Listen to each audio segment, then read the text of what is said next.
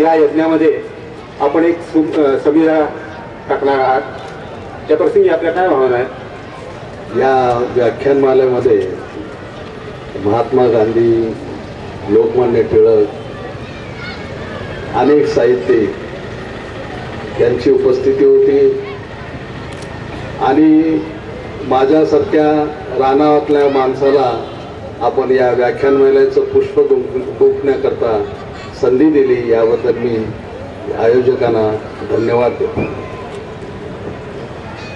हा तुमच्या समग्र लेखनाचा गाभा आहे. पक्षी निरीक्षणाचा पहिला संस्कार केव्हा आणि कसा झाला? आमच्या घरी आमच्या आईला रानवाटाची माहेर ओढ होती. माझी जी आत्या होती ती सोलापूर जवळच्या एका रानामध्ये शेती करायची. विलक्षण दारिद्र्य होते. शेत करायची तर तिचा एकच बैल होता आणि दुसऱ्या जूमध्ये ती स्वतःला हे करून शेती नांगरून घ्यायची, असं तिचं दारिद्र्य. पण तिला एक आवड होती की श्रावण महिन्यामध्ये हे सुगरण पक्षी आले की ती मला मुद्दाम बोलावून शेतात न्यायची आणि त्या सुगरण पक्ष्यांचं दर्शन घडवायची. म्हणजे एवढं तिला संवेदना होती. त्याप्रमाणे माझे एक मामा होते, ज्यांना आम्ही लिंबा मामा मानत असतो. त्यांचं वैशिष्ट्य म्हणजे ते आयुष्यभर त्यांनी जर काम केलं असेल तर ते बकऱ्या पाळत होते. बकऱ्याबद्दल सर्व काही त्यांना माहिती होती. विशेषतः पाखरांच्या पंखावरून ते पक्ष्यांची नावं सांगायची. आणि या माणसाचं आणखीन एक वैशिष्ट्य म्हणजे त्यांनी आयुष्यात दुसरं काही केलं नाही. अनेकदा मला ते सांगायचे, पहा जी बकरी आहे ती रानावनातलं प्रत्येक वनस्पतीला ती तोंड लावते, तिचा स्पर्श करते, तिची चव घेते. तसं तुलाही तुझ्या आयुष्यामध्ये जे काही कटू, गोड, तिक्त जे काय अनुभव होतील ते तुला बकरीप्रमाणे पचावं लागेल. आणि ज्यावेळेला ते वृद्ध झाले म्हणजे म्हातारे झाले त्याला रानावनात जाणं शक्य नव्हतं, तर त्या बकरीच्या कळपातच ते राहायचे. शेवटी त्यांची वाचा गेली. ते बकरीसारखं ओरडायचे आणि हा गुडघा आणि पायाने रांगत चालायचे आणि त्या बकऱ्याच्या समूहातच त्यांनी आपलं शेवटचं प्राण सोडला. मला अनेक वर्षांनी असं वाटलं की आपल्यामध्ये आजमुनी होऊन गेलेले आहे. आज म्हणजे बकरा. या आजमुनीने हिमालयामध्ये अनेक वर्ष राहून रान बकऱ्याचा अभ्यास केलेला आहे. त्याची मला या निमित्तानं आठवण व्हायची. त्यांनी बकऱ्याविषयी मला एक विशेष सांगितलं, ते आजही लागू आहे. ते म्हणाले बकरीचं, मी एकदा त्यांना विचारलं, हे बकरीचं दुधाला वास येतो, त्याला काय करायचं? ते म्हणाले बकरीच्या शेजारी बोकडाला बांधायला नाही पाहिजे. बोकडाला बांधलं की ते बकरीच्या दुधाला वास येतो. हे अजूनही मला आठवतं. माझे आणखीन एक मामा होते, त्यांना असं वाटायचं की या वारुळामध्ये साप असतो पांढऱ्या रंगाचा आणि त्याला स्पर्श केल्यावर त्याचं सोनं होतं, असं त्याची धारणा होती. मी त्यांना अनेकदा सांगितलं की असं शक्य नाही. तर असं माझ्या ह्याच्यातून मी घडत गेलो. माझ्या आळीमध्ये नरोबा पतंगे नावाचे ग्रस्त होते. त्या काळामध्ये जवळजवळ 50-60 वर्षापूर्वी ते पक्ष्यांकरता असे मक्याच्या कणसाची माळ असं लावत असत आणि त्याच्या ठिकाणी हजारो पोपट तिथे चराले यायचे. त्यांनी पोपटाच्या घरट्याकरता मडकी ठेवली होती. कबुतरासाठी ते पाणी ठेवत असत. हा लहानपणी मी जे पाहिलं ते पुढं पक्ष्याविषयी जे मला प्रेम वाटलं ते याच्यातून सर्व निर्माण झालेलं आहे. आपलं हे पक्षी निरीक्षण सुरू होतं, त्याचबरोबर माध्यमिक शिक्षण पूर्ण झाल्यानंतर कोइंबतूर फॉरेस्ट कॉलेजमध्ये प्रवेश घ्यावा असं आपल्याला का वाटतं? माझ्या बंधूचे एक मित्र होते, ते वनाधिकारी होते आणि त्यांनी माझ्या बंधूंना असा सल्ला दिला की तुझ्या भावाला तू वनाधिकारी कर. जे पुढं माग जर घबाड मिळायचं असलं तर त्या माध्यमातून तुला मिळत राहील, या दृष्टीने गेलं. पण घबाड मी मिळवलं नाही. घबाड एका दुसऱ्या अर्थाने मला मिळालं. याचं कारण मी कोईमतूरला असताना काश्मीर ते कन्याकुमारीपर्यंत प्रवास केला. त्या प्रवासामध्ये आपल्या भारतामध्ये 16 प्रकारची विविध प्रकारची जंगलं आहेत जी जगामध्ये कुठंच नाही, एकत्रित तुम्हाला सापडत नाही. भारताचं ते विशेष लक्षण आहे. अनेक पक्षी पाहता आले, पशु पाहता आले, सर्व निसर्ग पाहता आला. आणि पुढं मी नोकरी करायला लागल्यावर चांगल्या रीतीनं मी माझी नोकरी केली. अनुभव प्राप्त झाला. या सर्व अनुभवातून माझं लेखन वगैरे झालं आणि त्या दृष्टीने घबाड मिळाला असं मी आज समजेन. तुम्ही वन विभागात नोकरीला सुरुवात केली, तुमचे सुरुवातीचे अनुभव जरा सांगा ना. ज्यावेळेला आणखीन एक प्रसंग मला आठवतो. आम्ही ज्यावेळेला कोईमतूरला होतो फॉरेस्ट कॉलेजला, त्यावेळेला तिथली एक प्रथा होती की बा तिथल्या विद्यार्थ्याचं शिक्षणाला सुरुवात करण्यापूर्वी कोईमतूर पासून 80 किलोमीटरवर हत्तीचं जंगल होतं आणि या हत्तीच्या जंगलामध्ये वुड्स नावाच्या वनाधिकाऱ्यांची समाधी होती. या समाधीचं दर्शन घेऊन मगच आमच्या शिक्षणाला सुरुवात व्हायची. त्या प्रतिप्रमाणे आम्ही त्यांच्या दर्शनाला गेलो. त्यावेळेला आमच्या प्राचार्यांनी आम्हाला त्यांच्याविषयी माहिती सांगितली की हा तरुण वयाच्या 25-30 वर्षी इथं आला. सागवानची लागवड त्याला करायची होती, पण त्याला यश मिळेना गेलं. तो सागवानाची लागवड करायचा, रानटी हत्तीचा कळप यायचा आणि ते सर्व उद्ध्वस्त करून जायचा. तर त्यांना प्रश्न पडला की बा ही लागवड व्हायची कशी आणि आपण जे आव्हान स्वीकारलेलं आहे ते आपल्या हातून होईल का, त्याचं यश मिळेल का असं वाटत असे. आणि ज्या हत्ती निघून गेले त्यांनी नुकसान केलं, कारण ही लागवड वर्षातून एकदाच करावी लागते म्हणजे पावसाळ्यामध्ये, आणि तो काळ गेल्यावर नंतर मग लागवड होत नाही. मग तो आजूबाजूचे जे आदिवासी आहेत त्यांच्यात जायचा, त्यांची सेवा करायचा, त्यांना औषधं द्यायचा. आणि एक दिवशी त्यांनी तिथल्या तरुण मुलीशी लग्न केलं, आदिवासी मुलीशी. आणि त्या लग्न झाल्यावर त्याच्या पत्नीने सांगितलं की हत्तीला कसं पळवायचं ते. ती त्यांना सांगितली की तुम्ही 2 हत्ती आपले उंट घ्या, एका उंटावर मी बसते, दुसऱ्या उंटावर तुम्ही बसा आणि रात्रभर आपण या रोपवनाची राखण करूया.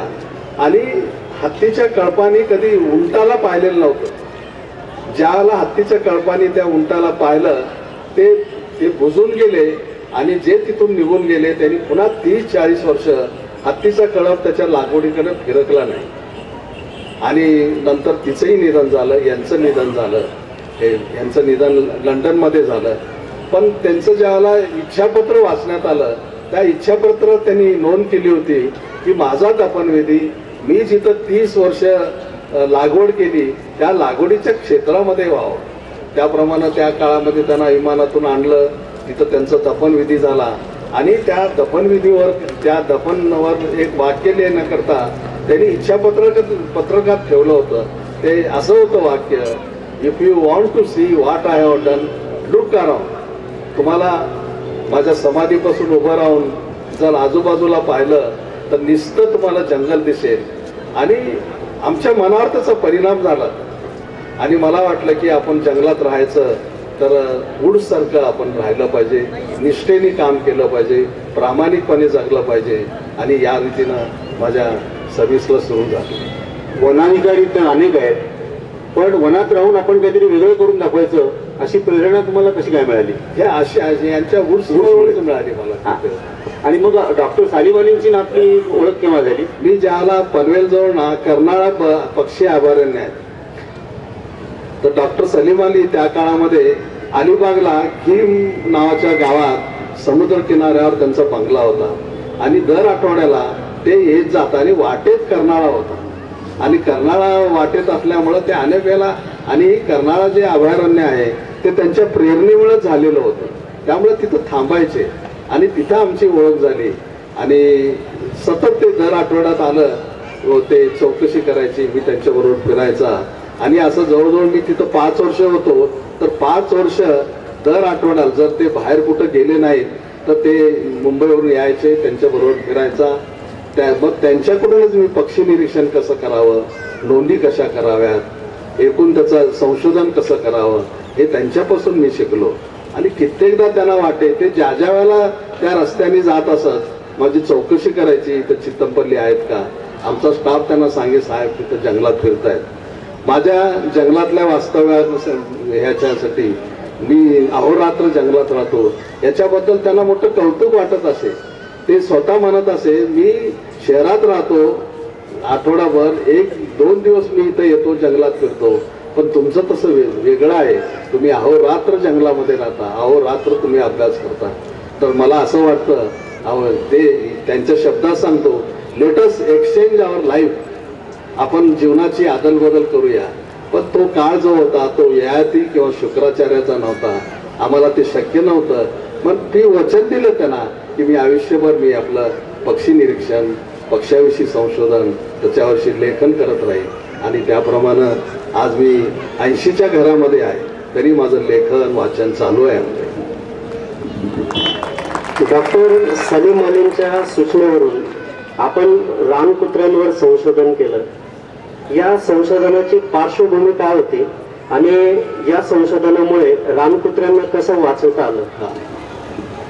त्यावेळेला मी माझ्या उच्च शिक्षणासाठी बेंगलोरला इंडियन इन्स्टिट्यूट ऑफ सायन्समध्ये होतो आणि तिथं व्याख्याते म्हणून डॉक्टर सलीम अली आले होते. माझा त्यांचा परिचय होता असतो. तर त्यांनी मला जवळ बोलवलं आणि म्हटलं की बा, महाराष्ट्रातल्या वन विभागानं एक फरमान काढलेलं आहे. ते फरमान असं आहे की रानकुत्री दिसल्याबरोबर त्यांना शूट करावं आणि त्याची शेफ्टी फॉरेस्ट ऑफिसमध्ये आणून द्यावी आणि आणल्यावर त्यांना 50 रुपयाचं बक्षीस मिळत असेल, असं ते फरमान आहे. ते असं फरमान काढणं योग्य नाही आहे. कारण रानकुत्री जी आहेत ना, या सृष्टीच्या उत्क्रांतीमध्ये आजच काय आली नाही आहेत, हजारो वर्षापासून ती जगतायत. तर तुम्हाला आजच असं का वाटलं की रानकुत्र्याला नष्ट करावं? तर तुम्ही असं करा, मी तुम्हाला अनुदान देतो, फंड्स देतो, तुम्ही 1 वर्षभर रानकुत्र्याच्या एका कळपाचा अभ्यास करा आणि ते त्यांचं भक्ष्य काय ते शोधून काढा. आणि त्यांच्या विनंतीप्रमाणे 1 वर्षभर मी रानकुत्र्याच्या कळपाबरोबर फिरत होतो. ते काय खातात, शिकारची पद्धत काय, त्यांचं सामाजिक जीवन काय, हे सर्व मी हे केलं. आणि एक 3-4 महिन्यामध्ये मला असं आढळून आलं की रानकुत्र्याचं जे भक्ष्य आहे ते जवळजवळ 70% वानरं आहेत, 20% रानडुकरं आहेत आणि केवळ 5 ते 10% हा मृग परिवार आहे. म्हणजे हरणांना ते खातात. आणि मुख्य रोज तो हरणावर असल्यामुळं त्यांचा की बा, हरणं हे रानकुत्री खात असल्यामुळं वाघाचं जे भक्ष्य आहे ते त्यांना मिळत नाही. रानकुत्री त्याच्यापासून हे हिसकावून घेतात, म्हणून वाघाला भक्ष्य मिळत नाही आणि ते भक्ष्य रानकुत्री नाहीसं करतात, म्हणून रानकुत्र्याला नष्ट करावं आणि वाघाला हे करावं. आणि मी संशोधन केल्यावर मला असं आढळून आलं की ह्या पद्धतीने मी त्यांना कळवलं की बा असं असं आहे. तर या पद्धतीनं केल्यावर त्यांना मी दरवेळेला कळवत असे. त्यांच्याशी फोनवर माझा संपर्क होता. त्यावेळेला त्यांना बरं वाटलं. आपण आता म्हटले की रानकुत्र्यांच्या खाद्यामध्ये 70% खाद्य वानरांचं होतं. वानर अतिशय चपळ प्राणी आहे, तो तर झाडावर राहतो. मग रानकुत्री त्याची शिकार कशी करेल? तोपर्यंत ह्या 1-2 महिन्यात मला असं रानकुत्री वानराची शिकार करताना कधी दिसली नाही. म्हणजे मग यावेळेला मी ठरवलं की जवळजवळ 70% ते वानर त्यांचं भक्ष्य आहे, तर त्याची शिकार कसं करतात ते त्यांची एक पहिली पद्धत सांगतो. त्या नागझिराच्या तळ्याकाठी असा बांध आहे मोठा आणि त्या बांधावर झाडं आहेत. तर वानरं काय करायची, सकाळपासून पानं, फुलं, फळं भरपूर खायची, पाणी प्यायची आणि त्या बांधावर जी झाडं आहेत त्या झाडाला टेकून बसायची. आणि असं टेकून बसल्यावर त्यांना डुलकी लागायची आणि रानकुत्री त्यांना कधी झोप येते याची वाट पाहत खाली बसलेली असेल झुडपामध्ये. आणि यांना झोप लागल्याबरोबर डुलकी लागली की त्यांच्यावर हल्ला करायची. ही त्यांची पहिली पद्धत. त्यांची दुसरी एक पद्धत होती, ही झाडावरती असायची नेहमी आणि त्या रानकुत्र्याच्या कळपामधून 2 रानकुत्री त्या झाडाखाली यायची आणि त्या झाडाभोवती अशी गोल गोल ते फिरत असत सतत. वानर हे अतिशय जिज्ञासू प्राणी आहे आणि वरून त्या वानराला दिसतंय की 2 रानकुत्री फिरतायत. आज जवळजवळ तासभर झालाय ती जात नाही. मग कारण काय असावं म्हणून तो आपली मान असं खाली करून गोल गोल फिरवतोय. आपण आपली मान 1-2 मिनिटं फिरवून पहा काय होतं ते. त्या वानराला बोळ येऊन ते खाली पडायचं. त्यांचं शिकार झालं. ही त्यांची दुसरी पद्धत. हे जे संशोधन तुम्ही केलं त्याच्यातून मनुष्य प्राणी आणि प्राणी त्यांच्यातील काही साम्य आणि भेद याच्याबद्दल काही प्रकाश टाकता येईल का? ते मोठं विलक्षण आहे ते सर्व. आता एक दिवशी मी चाललेलो होतो, जंगलातून जात होतो माझ्या संशोधनाच्या निमित्तानं. मग सर्व प्रवास माझा पायी असेल. वाहनातून तुमचं फारसं संशोधन होत नाही. ज्यावेळेला तुम्ही जंगलातून पायी फिरायला त्यावेळेला अनेक गोष्टी तुम्हाला दिसून येतात. त्या पद्धतीनं मी जात असताना मला वानराचा कळप दिसला. एक 20-25 होतं आणि आमच्या समोरून काही एक 300-400 फुटावरून वाघ निघून गेला. आता जंगलामध्ये काय होतं, वाघ दिसला की वानरही खेकसतात, जोरजोराने ओरडतात, सूचना देतात. सर्व जंगलातल्या प्राण्यांना सूचना देतात धोक्याची आणि सर्व प्राणी निघून जातात. असं हे वाघाचं आणि वानराचं वैर आहे.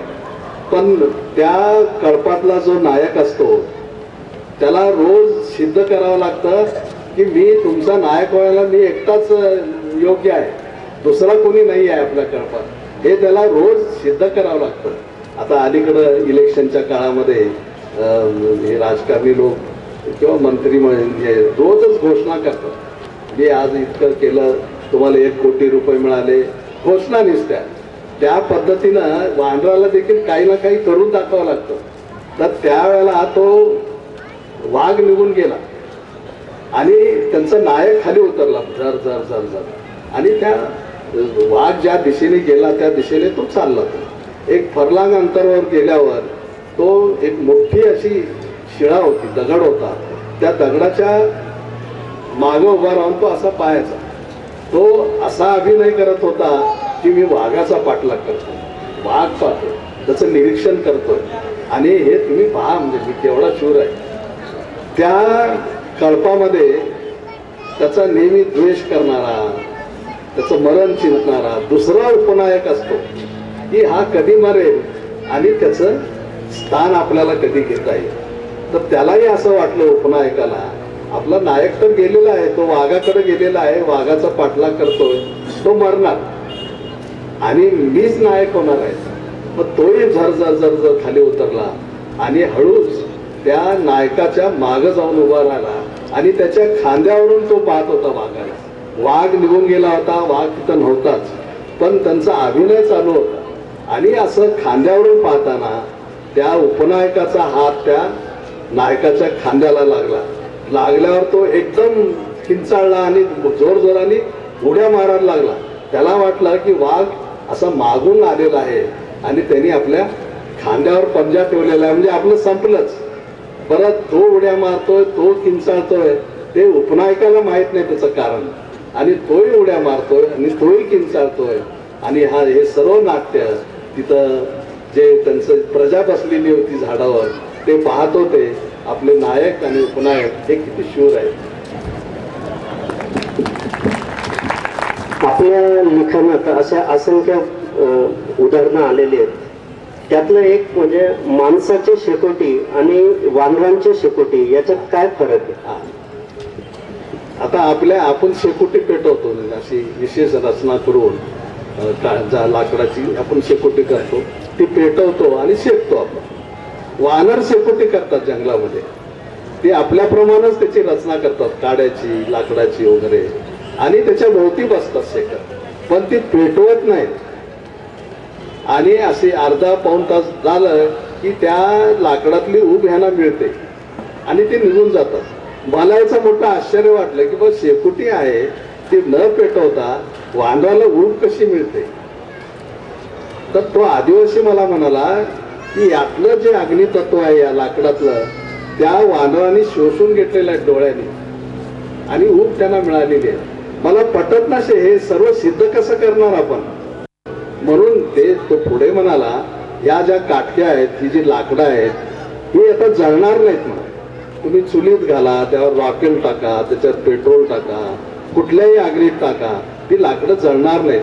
मी त्या लाकडावर मी प्रयोग केले, चुलीत ठेवलं, रॉकेल टाकलं, ती लाकडं ती कधीही जळाली नाही. म्हणजे अग्नितत्व गेलं हे खरंच आहे ना त्यांच्यात. तर असंही केलं. आणि ही जी सवय आहे वानराची ती फार प्राचीन काळापासून असणार. आपल्या मराठीमध्ये एका बाईने मला एक म्हण सांगितली, वानराची लाकडं चुलीला साकडं. कारण या बाया ज्या पूर्वी सरपण गोळा करायला जायच्या ना, ज्या वृद्ध होत्या, म्हाताऱ्या होत्या, त्या तरुण मुलीला सांगायची ही वानराची लाकडं आहेत, ती तुम्ही गोळा करू नका, नुसतं ओझं व्हावं. आणि त्याच्यातून त्या म्हणी बाहेर आलेल्या आहेत. तर असाही मला अनुभव आलेला. आपण रानकुत्र्यांचा अभ्यास करता करता वानरांचाही अभ्यास झाला. जंगलात राहणारी वानरं आता सध्या मनुष्य वस्तीत यायला लागलेत. ते शेती, फळे यांचं नुकसान करतायत. याच्यावर काही उपाययोजना करता येईल का? हा, ते मी गेली अनेक वर्ष माझा अनुभव आहे. मी कोकणात अनेक वर्ष होतो. तर आता काय झालंय, आता जंगल कमी होत आहे सतत, आणि जंगलातली वानरं आता गावात येत आहेत. पूर्वी काय होतं, प्रत्येक गावामध्ये देवराई असायची आणि ही जंगलातून आलेली वानरं त्या देवराईमध्ये मुक्कामाला असायची. तिथं त्यांना खायला मिळायचं, पाणी मिळायचं, सर्व काही मिळायचं. ह्या देवराया नंतर झेडपीकडे स्थानांतर झालं, ट्रान्सफर झाली. तर सरपंचांनी ठराव पास करून या सर्व देवराई तोडल्या आणि कोळसा केला त्याचा. आता तुम्हाला पश्चिम महाराष्ट्रामध्ये फारशा देवराई दिसणार नाहीत. तर त्यांचं हे ठिकाण होतं वानराचं, ते आपण नष्ट केलं. नष्ट केल्यामुळे आता वानरं काय करतात, आपल्या शेतीचं नुकसान करतात, फळबागाचं नुकसान करतात. कोकणामध्ये लाखो रुपयाचं नुकसान ही वानरं करतात. तर अनेक जण मला म्हणायचे की हा जो आम्हाला उपद्रव होतो, हे जे वानरं आमचं नुकसान करतात, त्याच्यावर उपाय काय? एक सोपा उपाय आहे त्याच्यावर. तुम्ही कुत्रं पाळताय, मांजर पाळताय, तर ज्यांना असं वाटतं की उपद्रव होऊ नये त्यांचा, तर त्यांनी माकडाची जोडी पाळायची. वानरं माकडाला भीतात. आता तुम्ही लक्षात घ्या, वानर कशाला म्हणायचं आणि माकड कशाला म्हणायचं. जर या दोघातला फरक नाही कळाला तर तुम्हाला फारसं त्याच्यातलं हे जाणवणार नाही. तर ही वानरं आहेत, ती काळ्या तोंडाची ती वानरं, ती शेतीचं नुकसान करतात हे करतात. आणि लाल तोंडाची ती माकडं. तर यांची जोडी म्हणजे नर मादी अशी पाळली, तर त्यांना असं मुक्त सोडलं तर ते त्यांच्या कळपाचा पाठलाग करून वानरांना हुसकावून देतात. मी जोडी याच्यासाठी म्हणतो की कधी कधी माकडाचा जो नर आहे त्या वानराच्या एखाद्या मादीवर जो फिदा झाला तर तो त्यांना सामील होतो, तो परत येत नाही. म्हणून ही जोडी असावी. आणि अनेक ठिकाणी माझा अनुभव आहे की ती वानरं येत नाहीत. जिथं माकडाची जोडी आहे त्या भागामध्ये वानरं येत नाही. बघा, आपण प्रयोग करून पहा. तुमच्या बोलण्यामध्ये अनेकदा सायकोलॉजिकल किलिंग आणि फिजिओलॉजिकल बाइंडिंग असा उल्लेख येतो. हा काय प्रकार आहे? मी बस्तरमध्ये होतो मध्यंतरी. तिथं या काळ्या मैना असतात ना, बोलणाऱ्या मैना, म्हणजे हिल मैना, त्याचा अभ्यास करत असताना एकदा माझ्या लक्षात आलं त्या जंगलात फिरताना की वाघ आणि वानराचं वैर आहे. आता तुम्हाला माहीत झालंय, वाघ त्यांना काही मारू शकत नाही वानरांना, कारण ती वर उंचावर झाडावर असतात, वाघाला चढता येत नाही. तर वाघ काय करतो, त्या दुपारच्या वेळेला ही वानरं विसावा घेत एखाद्या झाडावर बसलेली असतात. झाडावर बसलेली असताना वाघ तिथं येतो हळू, आणि तो त्याला एका नजरेने नजर मार, एका असं नजरेने पाहतो असं उंच. आपण एक लक्षात घ्या, फक्त मांजराच्या वर्गातील प्राण्यालाच असं वर पाहता येतं, बाकीच्या कुठल्याही प्राण्याला अशी मान वर करून पाहता येत नाही. हे मांजर कुळातील किंवा बिबट्या म्हणा किंवा वाघ म्हणा, यांचं वैशिष्ट्य आहे की तो मान वर करून पाहू शकतो. तर असं एकदा मान वर करून त्याची नजरानजर झाली की तो वानर अर्धा मेलेला होतो, म्हणजे आणि शेवटी वाघ काय करतो, त्याच्या सावलीवर जोराने पंजा मारतो, खाली जमिनीवर ते वानर खाली पडतं. त्याला वाटतं की आपल्यालाच मारलं.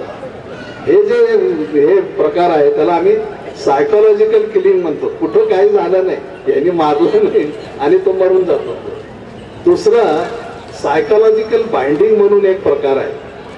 आता नाशिक जिल्ह्यामध्ये गाढवाचा बाजार कुठं भरतो मला माहीत नाही, पण पुण्यामध्ये आणि नांदेड जिल्ह्यामध्ये या मालेगावला आणि इकडच्या बाजूला जुन्नरला हा गाढवाचा बाजार भरतो आणि त्या बाजारातून हजारो गाढव विक्रीला आणलेले असतात. प्रत्येक मालकाजवळ 100-150 गाढवं असतात. तर तो मालक काय करतो, सर्व गाढवांना बांधणं शक्य होत नाही त्याला. तर तो काय करतो, आपली 100 गाढवं घेतो, 99 गाढवांना तो वर्तुळात उभा करतो गोल, आणि एका गाढवाला मध्यभागी घेतो आणि त्याचा पाय बांधतो. ती 99 गाढव पाहत असतात काय चाललं ते, आणि इतर 99 गाढवाला तो बांधत नाही, तो दोरीनं नुसती ऍक्शन करतो, तो बांधल्याची ऍक्शन करतो आणि 99 गाढवांना वाटतं की आपल्यालाही बांधलेलं आहे आणि रात्रभर ते अजिबात हालत नाहीत. एवढंच नाही, सकाळी उठल्यावर ज्या बांधलेल्या गाढवाला सोडायचं असतं त्याला सोडायचं आणि बाकीच्या 99 गाढवांना पुन्हा सोडल्याचा प्रयोग करायचा, अभिनय करायचा. तेव्हा त्या गाढवांना वाटतं की आपली मुक्तता झालेली आहे. हा सायकोलॉजिकल बाइंडिंग म्हणतो आम्ही. तुमच्या साहित्यात अनेक पशु पक्षी प्राणी यांचे वेगवेगळे अनुभव सांगितले. तसंच एक उंदरांचा फार मजेदार अनुभव तुम्ही सांगितलाय. तर लोकांना तो काही कधी ऐकायला मिळाला नसेल, तर जरा सांगाल का? मी त्या काळामध्ये ढेबेवाडीला होतो, सातारा जिल्ह्यामध्ये ते गाव आहे. तर तेव्हापासून मला एक छंद असा, एक पारध्याची वस्ती होती आमच्या गावाच्या बाहेर. त्या पारध्याच्या वस्तीवर मी जात असेल. याचं जायचं कारण काय, त्यांना धरण्याकरता वगैरे नाही, पण ते जे काय शिकार करतात ते शिकारीची पद्धत आपण पाहावी, त्यांच्याकडून काही नवीन शिकायला मिळालं तर पाहावं, या दृष्टीनं मी जायचं. आणि असं जात येत असताना तिथल्या बाबाजी नावाच्या पारध्याशी माझी ओळख झाली. ओळखीचं रूपांतर मैत्रीत झालं आणि तो एक दिवशी मला म्हणाला, आम्ही दोघं चाललो होतो जंगलातून असं, तर उंदराची बिळं होती अशी, तर एका बिळापाशी रान कोंबड्याचं अंड होतं. मी ओळखलं ते, कारण जंगलात कुठून येणार अंड, तर ते उंदराने त्या बिळापाशी आणलेलं होतं. आणि रानकोंबड्याची अंडी ही जंगलामध्ये असतात, ही बिळं जंगलाच्या बाहेर होती. मी माझ्या मित्राला विचारलं की हे आणलं कसं असेल. ते म्हणाले, तू अभ्यास करतो ना, तू सांग म्हणाले याचं उत्तर. मला माहित नाही म्हणलं. तो काय म्हणाला, एक उंदीर असं पालतं पडतं आणि दुसरे उंदीर ते अंड त्याच्या पोटावर ठेवतात आणि पोटावर ठेवलं की तो चारी पायाने घट्ट धरतो आणि दुसरे उंदीर त्याची शेपटी ओढत नेतात पार बिळापर्यंत आणि त्याला पुन्हा केस येतात, त्यांना काही जखम वगैरे होत नाही. असे तो अनेक युक्त्या, त्यांचे प्रकार सांगायचा. आणि शेवटी तो एकदा म्हणाला, हे काहीच नाही आहे, तुला आज मी नवीन सांगतो, तू जर आला असतं माझं, पण एक अट आहे की रात्री 1च्या नंतर तू यायचं पारध्याच्या वस्तीवर. आता तुम्ही विचार करा, मी त्या गावातला वनाधिकारी, एक प्रकारचा रिस्पेक्टेड माणूस म्हणजे त्या गावातला असा अधिकारी, रात्री 1 वाजता पारध्याच्या वस्तीवर जातो लपत-छपत. तर त्याचं कारण काय असावं असं मला वाटायचं की लोक काय म्हणतील. आणि पुन्हा त्यांनी एक अट असली, बरोबर कुठल्याही गार्डाला किंवा फॉरेस्टरला बरोबर घ्यायचं नाही, तुम्ही एकट्याने आला तरच मी हे दाखवेन, नाहीतर नाही दाखवणार. आयुष्यामध्ये पहा, तुमच्या अनेक असा प्रसंग येतात की तुम्हाला धोका पत्करावा लागतो. जर तो धोका पत्करला नाही तर तुमच्या पदरात काही पडत नाही. आपले राष्ट्रपती जे होते माजी, अब्दुल कलाम, ते म्हणायचे, लिव्ह डेंजरसली, धोक्यात राहा तुम्ही, तर तुम्हाला काहीतरी प्राप्त होईल. मला वाटलं आपण हा धोका घ्यायला काय हरकत नाही, काय होईल ते होईल, जाऊया आपण. मी रात्री 1-1:30 वाजला, मी त्यांच्या वस्तीत गेलो. तो माझी वाटच पाहत होता. अशी मोठी करंडी होती, ती करंडी त्यांनी आपल्या डोक्यावर घेतली आणि म्हणाला, चला दाखवतो. आम्ही अर्ध्या किलोमीटरवर एका ज्वारीच्या शेताजवळ आलो. त्यांनी करंडी खाली ठेवली, त्याचं तोंड उघडलं तर मी मोजली 100 उंदरं बाहेर निघाली. 1 2 3 आणि सर्व त्या ज्वारीच्या शेतात गेली. अर्धा तास झाला, तास झाला, ती काही येईना गेली. काय सांगणार आहे आमचा मित्र, मला काय लक्षात येईना गेलं. तर एक अर्ध्या पाऊण तासाने एक एक उंदीर परत यायला लागला आणि प्रत्येक उंदराच्या तोंडामध्ये एक चांगलं कणीस होतं असं मोठं, आणि ते कंस घेऊन ते त्या करंडीमध्ये उडी मारायचे. त्यांनी माझ्यासमोर चोरी केली होती. हा एक ज्वारी चोरण्याचा प्रकार होता. ती 100 कंस जमा केली, ते आत उंदरं ठेवली आणि चल जाऊ आपण आता वस्तीवर, जे तुला दाखवायचं ते मी दाखवलं. तर तिथं आला, ते सर्व कंस त्यांनी झाडली, दाणे काढले, गुरकंड्या जाळून टाकल्या, म्हणजे पुरावा नष्ट केला. कोणी चौकशी केली तर काहीच सापडू नये, जे तुला दाखवायचं ते दाखवलं. असा तो प्रकार. कित्येकदा आपल्याकडं उंदराचा फार सुळसुळाट होतो, आपल्याला उपद्रव होतो. तर अशा वेळेला काही आदिवासी युक्ती करतात. त्या घरामध्ये जिथं आहे तिथं 2 पांढरे उंदीर आणून सोडतात. हे पांढरे उंदीर कोकणामध्ये जिथं जिथं समुद्रामध्ये बेटा आहे तिथं हे राहतात उंदीर. आणि त्यापैकी 2 उंदीर जर तुम्ही घरात आणून सोडले की आपल्या घरातले बाकीचे सर्व उंदरं पळून जातात, फक्त ही 2 उंदरं तिथं राहतात. पण तुम्हाला यांच्यावर नियंत्रण ठेवावं लागेल. त्यांचंही ब्रीडिंग होतं, त्यांची बी निपज होते. ती वाढू द्यायची नाही, एका मर्यादापर्यंतच वाढवायची. बाकीच्या वेळेला त्यांना वेगळ्या वेगळ्या पिंजऱ्यात ठेवायला पाहिजे, नंतर मग त्यांचा सोडसोडा त्या प्रयोगासाठी ते वापरतात. जंगल आणि आदिवासी यांचं अतूट असं नातं आहे. आपण अनेक आदिवासींचे शब्दचित्र आपल्या लिखाणातून उभे केले आहेत. तुम्ही त्यांच्याशी संवाद कसा साधता? एक तर आदिवासींशी संवाद साधणं अतिशय अवघड आहे. एक तर त्यांचा शहरवासी लोकांवर विश्वास नसतो, ते फारसे आपल्याला जवळ येऊ देत नाही. पण मी वनाधिकारी म्हणून त्यांना भेटत असे, गाठत असे. त्यांचा आणि आमचा असा नेहमी जवळचा, कारण वनातच राहत असल्यामुळं आमचं थोडंफार नियंत्रण होतं त्याच्यावर. बा साहेब आहेत, उद्या आपलं काही नुकसान करतील वगैरे असं. पण अशा प्रकारचा कुठलाही अन्याय मी त्यांच्यावर केला नाही. म्हणजे मैत्री ठेवली, त्यांची भाषा शिकली, त्यांच्या भाषेत मी त्यांच्याशी बोलायचो. आणखी दुसरं काय, ते फारशी माहिती तुम्हाला देत नाहीत. त्यांच्या पोटात शिरून माहिती मिळाली तर मिळू शकते. त्यांच्याकडे भगत असतो, या भक्ताला सर्व आयुर्वेदिक वनस्पती माहीत असते, ती त्यांनी सांगितली.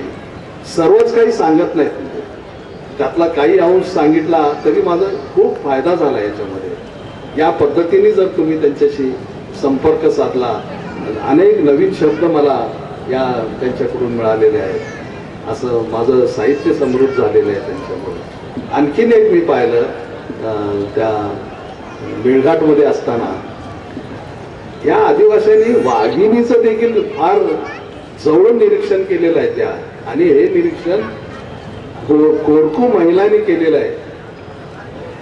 आता वाघीण आहे, ती गर्भवती झाली. वाघिणीला पुढे 2-3 महिने कसं हवामान राहणार आहे याची कल्पना असते. जर तिला आढळून आलं की अवर्षण पडणार आहे, पाऊस येणार नाही आहे, पाऊस नाही आला तर गवत येणार नाही, गवत आलं नाही तर आपले हरणाला पिलं होणार नाही, हरणाला जर पिलं नाही झाली तर आपल्या बच्चांना खायला मिळणार नाही, म्हणून एक विशिष्ट प्रकारचे कंद खाऊन ती गर्भपात करते. हे कोरकी महिलांनी पाहिलेलं आहे.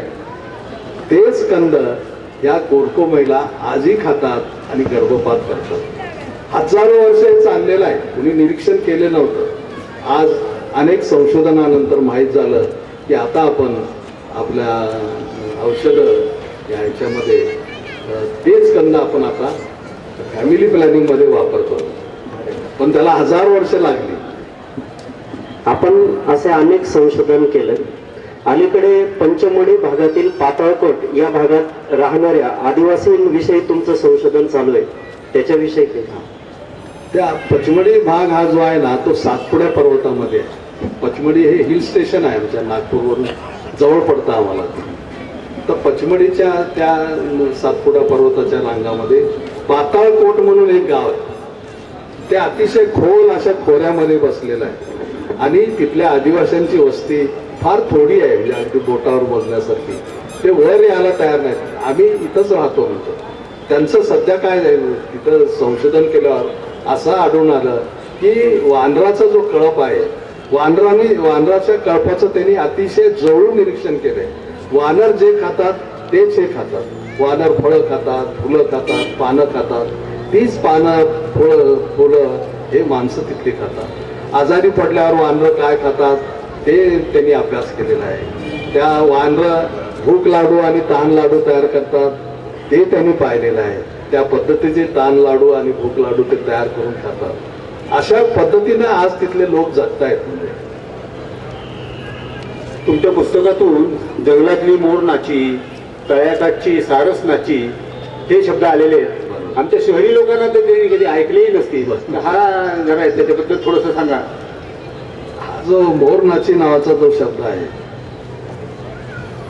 नवेगाव, नागझिरा घ्या किंवा मेळघाट घ्या, या 3 भागामध्ये मी अनेक वर्ष राहिलो. तर जंगलामध्ये मोर नाची नावाची स्थळं असतात आणि पावसाळ्यामध्ये विशेषतः मृग नक्षत्रामध्ये हे सर्व मोर एकत्रित जमतात आणि ती जागा निवडलेली असते. ती जागा त्यांची फिक्स असते, कायमची असते. ती जागा स्वच्छ करतात, तिथले खडे काढून टाकतात, झुडपं आलेली असतात, झुडपं तोडून टाकतात. अगदी तुम्हाला ते जे वर्तुळ आहे ते तुम्हाला अगदी स्वच्छला वाटतं, जसं प्लॅस्टर केल्यासारखं वाटतं. तर असं या ठिकाणी जवळजवळ 200 ते 250 मोर जमा होतात, नर मादी. आणि त्याच्यातला सुंदर मोर म्हणजे त्या 200-250च्या थव्यामधला सर्वात सुंदर मोर त्या रिंगणामध्ये येतो आणि नाचायला लागतो. नाचायला लागताना त्यांचा झंकार, त्याची पिसं हे झालेली असते. एखादे विना वाजावी ना तशी त्याचा आवाज येतो आणि असा नाचायला लागल्यावर त्या कळपातल्या एक 5-6 लांडोरी त्याच्या जवळ जातात आणि तिथं त्यांचा समागम होतो. आणि असा समागम झाला तर तो मोर आणि त्या 5-6 लांडोरी ती जागा सोडतात आणि जंगलामध्ये विणीसाठी जातात. असं दिवसभर, आठवडाभर, महिनाभर चालू असतं. हे एक मोर आणि 6 लांडोरी बाहेर आल्या तर त्या हायरार्कीमधला दुसरा मोर तिथं येतो, तो नाचतो आणि अशा प्रकारचा समागम होतो आणि पुन्हा हे होतो. आपल्यामध्ये एक लोककथा अशी आहे की मोराचा समागम होत नाही. ज्यावेळेला मोर नाचायला लागतो त्यावेळेला तो आनंद अश्रू त्याच्या डोळ्यातून पडतात आणि मोरणी किंवा लांडोर ते अश्रू आधांतरी चोचीनं टिपते. त्यावेळेला तिला गर्भ राहतो आणि तिला नर पिलं होतं आणि ते अश्रू खाली पडल्यावर ज्या लांडोरीनं ते टिपलेले असतात तिला मादी पिलं होतं. असं शक्य नाही आहे, पण कुणीही मोरनाची पाहिलेलीच नसते. त्यांनी ही रचलेल्या ह्या कथा आहेत त्या, पण मी प्रत्यक्ष मोरनाची पाहिलेलं आहे. त्याचप्रमाणे तळ्याच्या काठी सारसनाची नावाच्या जागा आहे. या सारसनाची या स्थळामध्ये जवळजवळ 32 ते 40 सारस पक्ष्यांची जोडी तिथं हे होते. या सारसनाचीमध्ये सर्व तरुण सारस असतात. आपल्याला माहित आहे की सारसाची एकदा जोडी जमली की ती स्वतंत्रपणे ते राहतात. त्यांच्यामध्ये व्याभिचार वगैरे हा प्रकार नाहीये. जर असे जोडीने जगताना नर मेला तर मादी तसंच राहते किंवा मादी मेली तर नर तसाच तो आयुष्य काढतो. तर ह्या जोड्या बनण्याचा म्हणजे त्याच्यामध्ये सर्व ही संयमरांची जागा आहे असं समजा. ती 32-40 जे मोर हे आपले सारस जमलेले आहेत त्यांचं आता संयमात तिथं होणार आहे. ते नाचतात, गातात आणि त्यांच्या जोडी तयार होतात आणि एकदा जोड्या तयार झाल्यात की ते आपल्या विणीसाठी जिकडं तिकडं निघून जातं. तर ही सारसनाची. आपण असे अनेक दुर्मिळ निरीक्षण केले. वन्यजीव निरीक्षण शहरातील बऱ्याच लोकांना हा अतिशय अवघड विषय वाटतो. वन्यजीव म्हटले की त्या ठिकाणी वाघ, सिंह, हत्ती, साप आणि या सगळ्यांमध्ये भटकंती करून आपण जे निरीक्षण केलं हे सगळं कसं शक्य झालं? आता अलीकडं पहा, पक्षी निरीक्षण सोपं आहे, त्यामुळं आपल्या महाराष्ट्रात किंवा इतरही पक्षी मित्र पुष्कळ आहेत. पण वाघ आहे, हत्ती आहे, बायसन आहे, कोल्ही आहेत, कुत्री आहेत, याचे निरीक्षण करणारे फार थोडे आहेत. कारण पक्ष्यांचं निरीक्षण करताना पक्ष्यांना आपला तुमचा वास येत नाही, त्यामुळं पक्षी ते आपल्याला जवळ येऊ देतात. कित्येकदा आपण 5-7 फुटावरून देखील त्यांचं निरीक्षण करतो. पण प्राण्यांचं तसं नाही. प्राण्याला तुमचा वास लगेच येतो की बा हा मनुष्य चाललेला आहे आणि हा घातक आहे. आपलं काय होतं त्या जंगलामध्ये, समजा आता वाघ बघायला आपण चाललेला आहोत, अगोदर आपण अर्धे भ्यालेले असतो. भ्यालेले असल्यामुळे तुम्हाला वास येतो, तुम्हाला घाम फुटतो आणि या घामाचा वास त्या वाघाला येतो. तुम्हाला असं वाटतं की वाघ पाहायला तुम्ही गेलात, पण तुमच्या अगोदरच वाघाने तुम्हाला पाहिलेलं असतं आणि वाघ तुमचं निरीक्षण फिरत असतो. तुम्ही या रस्त्यावरून फिरताय, वाघ त्या जंगलातून फिरत असतो आणि सर्व लक्ष तुमच्याकडे असतं. जर तुम्ही भ्याला की तुम्हाला घाम येतो, घामाचा भ्यालेल्या माणसाच्या घामाचा वास वाघाला येतो आणि त्याला वाटतं की हा मनुष्य आपल्याकरता घातक आहे, त्याच्यावर हल्ला केला पाहिजे आणि तो हल्ला करतो. आदिवाशावर कधी हल्ले होत नाहीत. तुम्ही बघा, जंगलात जा, कधी आदिवाशांची तुम्ही संवाद साधला, आदिवाशावर कधी हल्ले होत नाहीत. हल्ले जे होतात ते शहरातील पर्यटक तिथे गेले यांच्यावर होतात. आता एक प्रश्न असा पडतो की तुम्ही भिवू नये हे तुम्हाला मी कसं शिकवायचं. तुम्ही भ्यानारच, पण हे साध्य करायला मला पुष्कळ हे झाले. आता विशेषतः लोक काय करतात, जंगलात जातात, पण कांदा खातात, लसूण खातात, मांस खातात, दारू पितात आणि तिथं जाऊन बसतात. तर या सर्वाचा वास जनावरांना येतो. तुम्ही खाल्लेल्या कांदा आणि लसूणचा वास तुमच्या शरीरातून त्यांना वास येतो आणि असा वास ज्यांच्या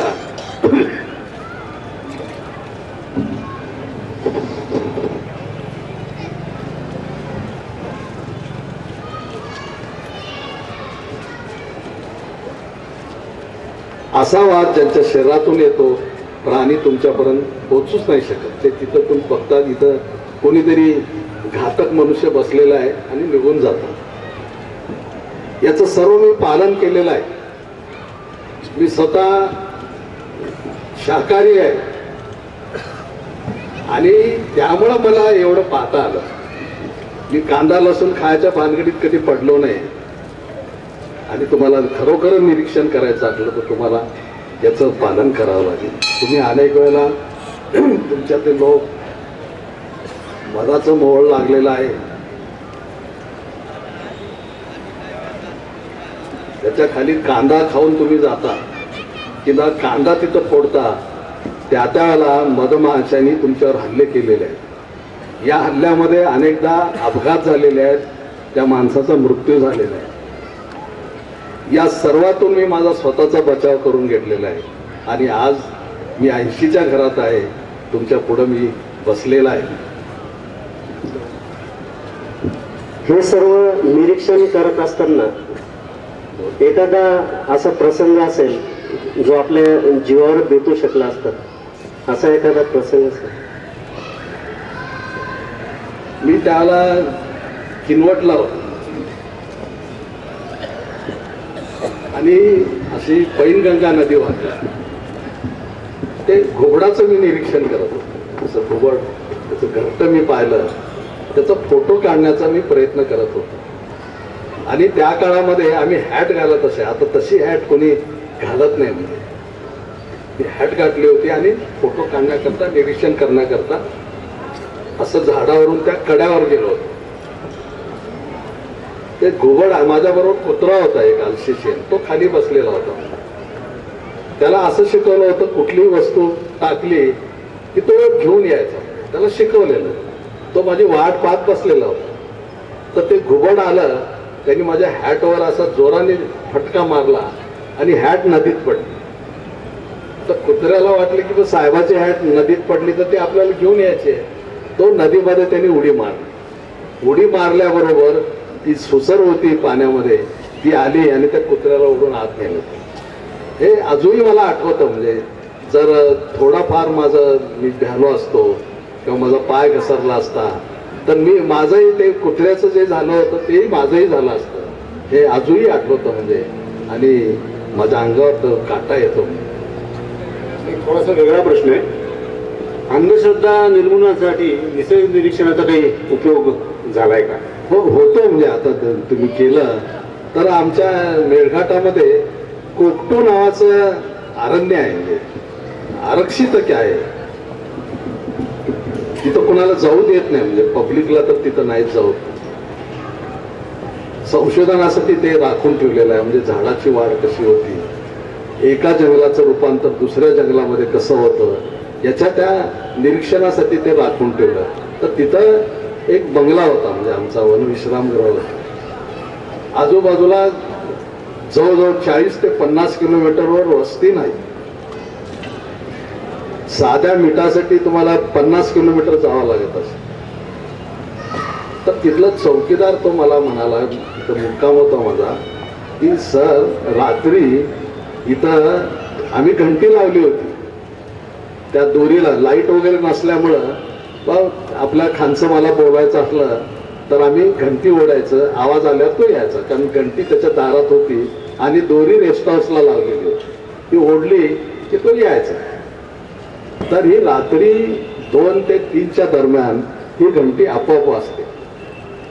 आणि काहीतरी भुताटकीचा इथं संबंध आहे, तर आम्ही इथं काय राहणार नाही, आमची बदली करा. मी त्यांना बोलवलंय. रात्री 1 ते 2च्या दरम्यान वाजते ना, आपण बघूया, म्हणजे बसूया, मीही बसतो तुमच्या बरोबर, बघूया कुठलं भूत वाजतंय. तर आम्ही रेस्ट हाऊस मध्ये खिडकीजवळ बसून होतो की बघ कोण वाजवतो. तर एक घुबड आलं आणि त्या दोरीवर बसलं. दोरीवर बसल्याबरोबर घंटी वाजली आणि तो घुबड तिथं बसायचं कारण खाली उंदरं खेळत होती, फिरत होती. ते उंदीर खाण्याकरता तो त्या दोरीवर बसायचा. मग दोरीवर बसले की वाजवायची, उंदीर पकडून पुन्हा तो दोरीवर बसायचं, पुन्हा ते घंटी वाजवायची. मी त्यांना म्हटलं बघ वा, ही घंटी कोण वाजवतोय बघताय ना तुम्ही.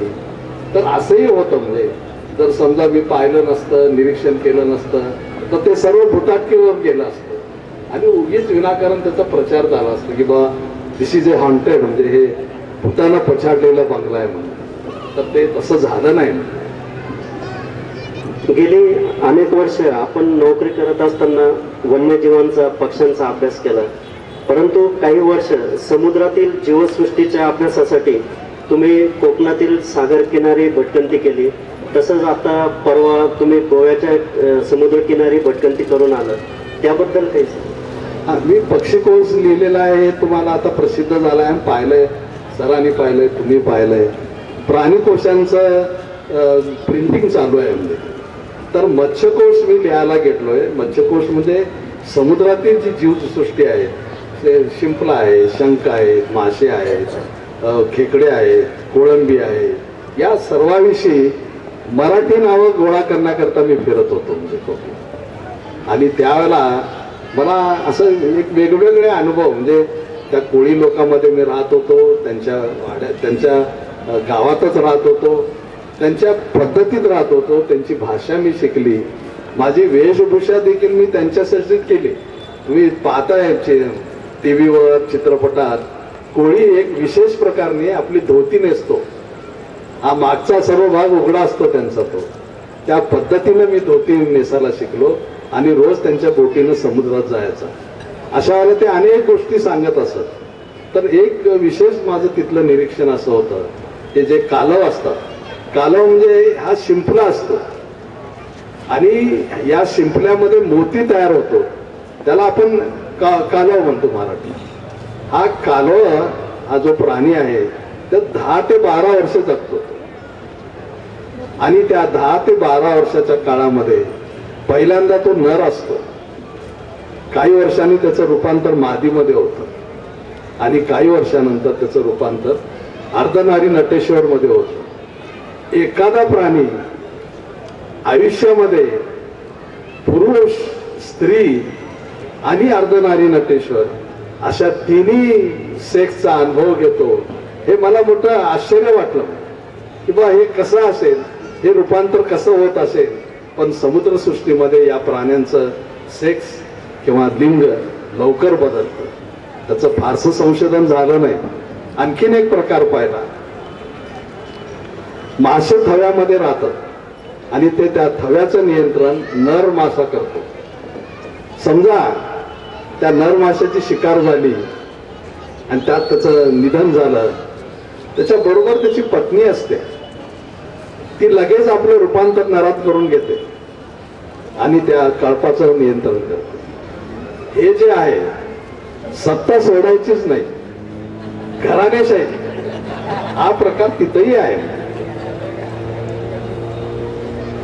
वनाधिकाऱ्याचा आणि संस्कृतचा तसा काही संबंध असायचं काही कारण नाही, पण तुम्ही संस्कृत शिकला आणि तेही वयाच्या 40व्या वर्षी, तर काय त्याच्याबद्दल कारण झालं असेल?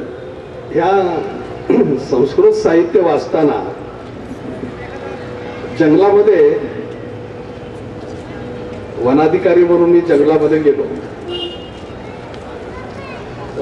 वन विश्राम गृहामध्ये सुरुवातीला राहायचं आम्ही.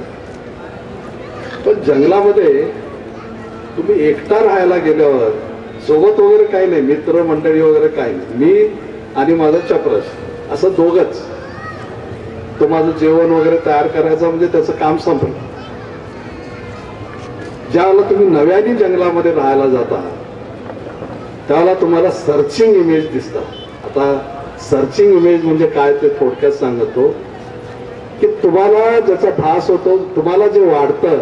आता माझंच उदाहरण घेतो, मी वन विश्रामगृहाच्या वरांड्यात बसलेला आहे. मला वाटतं की मला वाघ दिसावा, वाघ असं जाताना दिसतो. थोड्या वेळाने वाटतं की एखादा अस्वल दिसावा, अस्वलही तुम्हाला दिसतं. पण त्या जागेत जाऊन पाहिलं, ज्या जागेत तुम्हाला दिसलं तिथं ठसे उमटायला पाहिजेत ना, वाघाचे किंवा अस्वलाचे, ते ठसे नाही दिसत. हा भास झाला, असा भ्रम होतो. हा भ्रम मलाच झाला होता असं नाहीये. रामायणामध्ये एक प्रसंग आहे, सीता, राम आणि लक्ष्मण हे वनवासामध्ये जंगलामध्ये राहत आहेत, म्हणजे वनवासाचा काळ चालू आहे त्यांचा. त्यावेळेला सीतेला कांचन मृग दिसला आणि कांचन मृग दिसल्यावर तिनं आपल्या रामाला सांगितले की मला याच्यापासून चोरी करायची आहे, त्याची शिकार तुम्ही करा. या दोघांनाही तो दिसला, पण तिसरा लक्ष्मण आहे ना, त्याला तो दिसलाच नाही. ज्याला शिकार करायला राम चालले धनुष्यबाण घेऊन, त्या लक्ष्मणाने त्यांना सूचना दिली, सावध केलं की हा भ्रम आहे, तुला आणि सीतेला झालेला हा भ्रम आहे, तर तू शिकारीला जाऊ नको. पण ते सीतेला ते पसंत नव्हतं. हे मध्येच याची लुडबुड तिला काय आवडली नाही, मग तो गप बसला. आता पुढची कथा तुम्हाला माहीतच आहे की तो शिकारीला जातो, बाण लागल्याबरोबर तो मारी नावाचा राक्षस असतो, तो प्रगट होतो. आणि हे सर्व जी ट्रॅजेडी झालेली आहे ती शिकारीतून झालेली आहे, शिकारीच्या छंदातून झालेली आहे. तर माझा तो अनुभव, मला जे भास व्हायला लागले, तो माझा गार्ड मला म्हणायचा चपराशी की सर तुम्ही जंगलामध्ये कामाला जाता दिवसभर, इथं काय राहिली, मी एकटा बसलेला असतो, मला ही भयानक शांतता मला सहन होत नाही, मी वेडावीन म्हटलं एक दिवस, तर तुम्ही माझी बदली करा. आता बदली करणं वगैरे शक्य होत नाही अनेकदा. आणि तो 10-15 दिवसात त्याला वेळ लागला आणि तो पळून गेला. तर प्रश्न माझा झाला, मला तर नोकरी करायचं आहे. तर अशा वेळेला मी वाचन केलं, बा असं जर व्हायला लागलं हे बरं नाही, म्हणून मी वाचन करायला लागलो. वाचन मी वेदापासून सुरुवात केली. त्या काळामध्ये बनारसला चौखंबा प्रकाशन संस्था आहे, त्या आपल्या सर्व संस्कृत साहित्याचा हिंदी अनुवाद करत असत. मला संस्कृत येत नव्हतं, तर मी हिंदी अनुवाद वाचायचा. पण पुढं मला असं वाटायला लागलं की बाई अनुवाद वाचून नाही समजत, तुम्हाला ती भाषा शिकली पाहिजे, म्हणून त्या भाषेचा अभ्यास केला. मी माझ्या आईबरोबर तिरुपतीला दर्शनाला जायचं तिथे. तर त्या तिरुपती विद्यापीठामध्ये संस्कृतचं मोठं भांडार आहे. ताडपत्रावरची हस्तलिखित आहेत. तर तिथं फिरताना आम्हाला ताडपत्रावरचं एक हस्तलिखित दिसलं. त्याचं नाव मृगपक्षीशास्त्र. आणि ते संस्कृत येत नव्हतं, पण तिथल्या पंडिताकडून मी जाणून घेतलं की बा याच्यात काय. ते म्हणाले की हा पशुपक्ष्यावरचा ग्रंथ आहे. हंसदेव जैन मुनीनं हे लिहिलेलं आहे, ही रचना केलेली आहे आणि फार छान आहे हा ग्रंथ. कुणीतरी जाणत्या माणसाने याचा अनुवाद करायला पाहिजे. मी शास्त्री पंडितांना ते दाखवायचा. ते जे अर्थ काढतात तो मला पसंत पडेल आणि मला संस्कृत आल्यामुळे त्याचा अर्थ काढता येईल. शेवटी टिळक विद्यापीठामध्ये, संस्कृत विद्यापीठामध्ये माझं नाव दाखल केलं. 5 वर्ष मी त्या पाठशाळेत जाऊन संस्कृतचं अध्ययन केलं, पदवी मिळवली. त्या वर्षी मी विद्यापीठात 2ऱ्या क्रमांकाने पास झालो आणि मग त्या मृगपक्षी शास्त्राचा अनुवाद केला. या मृगपक्षी शास्त्राच्या या ग्रंथामध्ये 245 पशु पक्ष्यांची वर्णनं आहेत आणि ती वर्णनं एखादा आधुनिक शास्त्रज्ञ करतो तशी आहेत.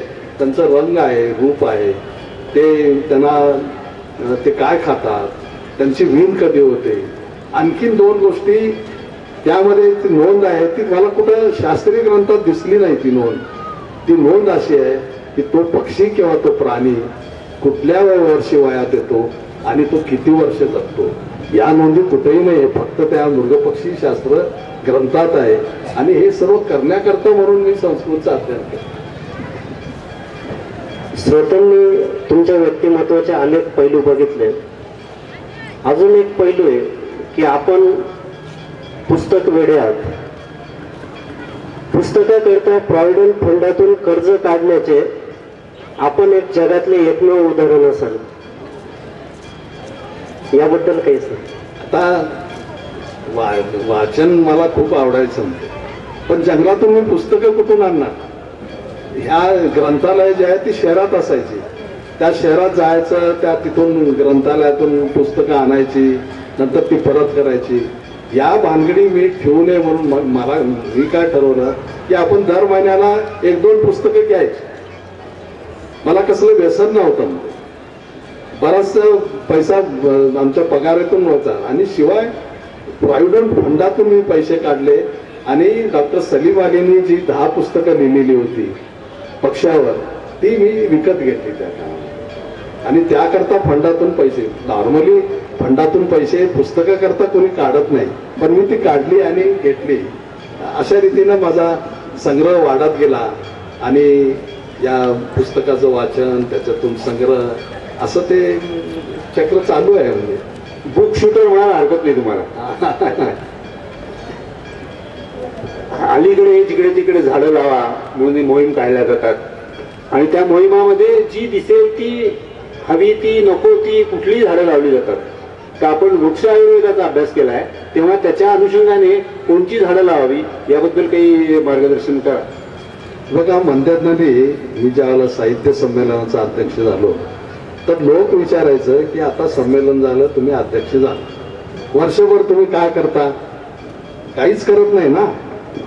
तर मी ठरवलं या वर्षात, हे वर्षभर आपण व्याख्यानं द्यायची आणि लोकांना झाडाचं बी वाटायचं. तर मी सुरुवात केली, ही रक्तचंदनाचं बी मी मिळवलं आणि प्रत्येक सभेमध्ये जिथे जिथं माझं व्याख्यान असेल त्या व्याख्यानाच्या शेवटी त्यांना रक्तचंदनाच्या 5-5 बिया एका पाकिटात घालून मी द्यायचे. महाराष्ट्रभर मी केलं येते. पण माझा रक्तचंदनाच्या झाडाचं वैशिष्ट्य असं आहे की हे झाड आज रेडिएशन खूप वाढलेलं आहे. तुमच्या घरामध्ये वाढलेलं आहे. तुमच्या घरामध्ये TV आहे, रेफ्रिजरेटर आहे, मोबाईल आहेत, काय नाही आहे तुमच्या घरात आता. आणि या सर्वातून जे रेडिएशन निर्माण होतं त्या रेडिएशनमुळं तुमच्या घरातल्या चिमण्या निघून गेलेल्या आहेत. पुण्या मुंबईचा तर तसाच अनुभव आहे, नाशिकचा अनुभव काय माहीत नाही. इथंही चिमण्या कमी होत आहेत. तर ते होऊ नये म्हणून मी म्हटलं की बा रक्तचंदनाची झाडं लावा, म्हणजे जे काय रेडिएशन आजूबाजूला तयार होईल ते शोषून घेईल. पण माझा अनुभव आहे की कोणी ती बी पेरलं नाही आणि लावलंही नाही. मी त्यांना आणखीन सांगायचा की वड आहे, पिंपळ आहे, जे पिंपळकोडातली जी औदुंबर आहेत ती झाडं लावा. ही झाडं तुम्हाला 24 तास ऑक्सिजन देतात आणि तुमचं आरोग्य राखतील सांगत असतो, पण लोक ही झाडं लावतच नाही. आता आणखीन एक प्रकार घडतोय, रस्ते चौफेर होत आहेत, 6 पदरी होत आहेत, रस्त्याच्या दोन्ही बाजूची झाडं सर्व तोडून टाकलेली आहेत. ब्रिटिशांच्या काळातील 200 वर्षाची वड पिंपळं आपण पार साफ केलेली आहेत आणि नवीन झाडं आपण लावत नाही. मी त्यांना नेहमी सांगतो की आता जी तुम्ही